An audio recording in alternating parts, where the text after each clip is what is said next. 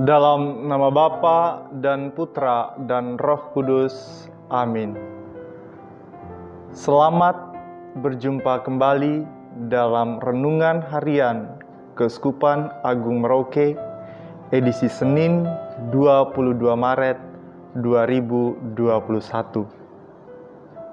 Saudara dan saudari yang terkasih, kebenaran yang sederhana adalah kita semua membuat kesalahan dan kita semua membutuhkan pengampunan. Pengampunan merupakan sebuah tindakan yang berasal dari pilihan bebas. Pilihan bebas untuk mengedepankan cinta ketimbang balas dendam. Pilihan bebas untuk melupakan kesalahan orang lain.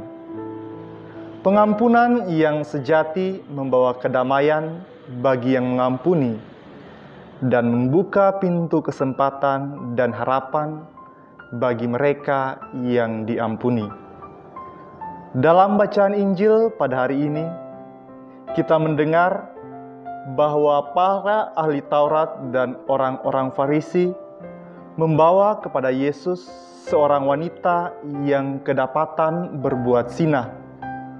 Menurut hukum, wanita tersebut harus dilempari dengan batu atau dirajam karena kesalahannya tersebut.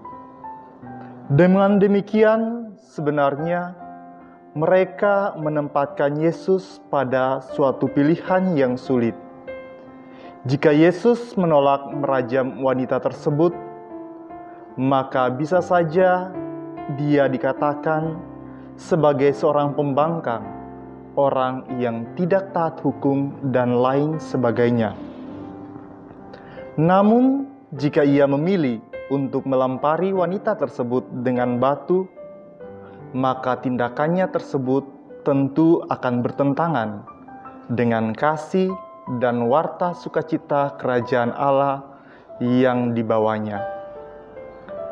Namun jebakan yang dipasang oleh para ahli Taurat dan orang-orang Farisi ini oleh Yesus diubah menjadi kesempatan untuk menyadarkan mereka. Yesus mengatakan bahwa barang siapa di antara kamu tidak berdosa, hendaklah ia yang pertama melemparkan batu kepada perempuan ini. Perkataan Yesus ini membuat para ahli Taurat dan orang-orang Farisi batal merajam wanita tersebut dan pergi meninggalkannya satu persatu. Bapak, Ibu, dan saudara-saudari yang terkasih, dari bacaan ini saya mengajak kita untuk merenungkan 3 hal. Yang pertama, bahwa kita semua adalah orang berdosa. Entah dosa itu kita lakukan secara terang-terangan seperti wanita yang tertangkap berbuat zina, ataupun dosa itu kita buat secara sembunyi-sembunyi seperti yang dilakukan oleh para ahli Taurat dan oleh orang-orang Farisi. Oleh karena itu penting bagi kita di dalam hidup kita sehari-hari untuk tidak mudah menghakimi sesama, terlebih mereka yang berbuat dosa di depan publik. Untuk tampil sebagai hakim yang menghakimi sesama yang kedapatan berbuat dosa.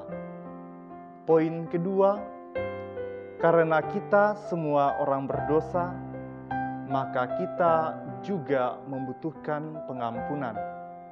Kita membutuhkan pengampunan dari Tuhan atas segala dosa kita, tetapi juga dari sesama yang telah kita sakiti atau kita rugikan akibat dosa dan pelanggaran kita. Maka marilah di masa tobat ini, hendaklah kita tidak henti-hentinya memohon pengampunan dari Tuhan. Paus Fransiskus berpesan kepada kita, Tuhan tidak pernah lelah memaafkan kita, tidak pernah. Kitalah yang seringkali lelah untuk meminta pengampunan darinya. Poin yang ketiga, Sebagaimana kita telah diampuni oleh Allah, maka hendaklah juga kita berani untuk mengampuni kesalahan orang lain. Tidak ada manusia yang sempurna. Oleh karena itu, konflik, sakit hati, dan lain sebagainya adalah suatu kepastian di dalam kehidupan kita sehari-hari. Namun sebagai pengikut Kristus, kita diajak untuk mengampuni kesalahan sesama kita, sebab pengampunan akan membebaskan jiwa kita dari beban, dari amarah dan dengki. Tanpa pengampunan, dunia akan menjadi arena konflik dan tempat bagi hati yang terluka. Pengampunan melahirkan pengharapan, optimisme, dan jalan-jalan baru kehidupan yang bisa kita telusuri bersama dengan kegembiraan dan sukacita. Siapapun yang tidak mengampuni tidak akan mendapatkan kedamaian jiwa ataupun bersatu dengan Tuhan. Semoga demikian. Dalam nama Bapa dan Putra dan Roh Kudus. Amin.